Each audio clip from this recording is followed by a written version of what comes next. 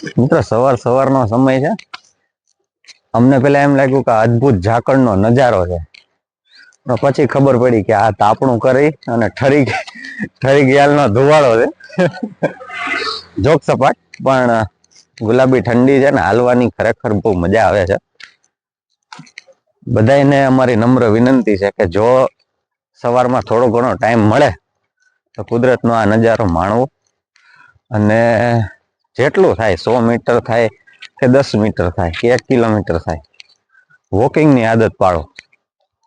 Walking સેહત માટે બહુ સારું છે. કોઈ પણ એક્સરસાઇઝ કર્યા વગર ખાલી વોકિંગથી તમારા શરીરમાં જે એનર્જી આવે છે એનું કોઈ પ્રમાણ નથી. ઠીક છે, ચાલો મિત્રો અમે થોડુંક વોકિંગ કરી લઈએ, પછી તમને આગળનો નજારો થોડોક બતાવી મજા કરાવી. 2000 years later. અહીં છે ને પાટાનું કામ થઈ રહ્યું છે. રેલવેના પાટા નખાઈ રહ્યા છે, રેલવે લાઈન છે. મિત્રો કોમેન્ટમાં જણાવો કયો એવો જિલ્લો છે કે જેને હજી બ્રોડગેજ રેલવે મળી નથી.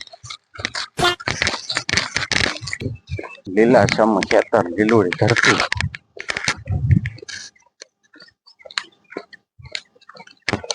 ઘઉં વાવ્યા છે ખેડૂત મિત્રોએ.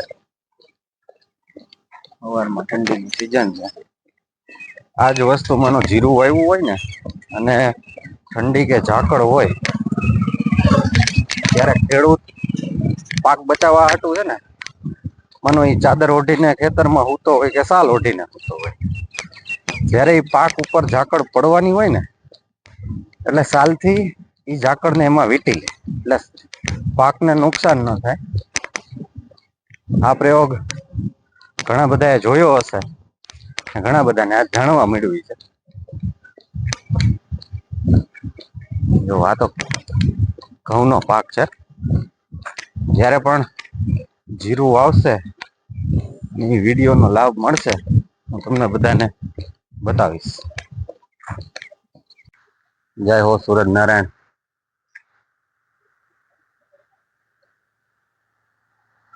ભલે ઉગા પાન.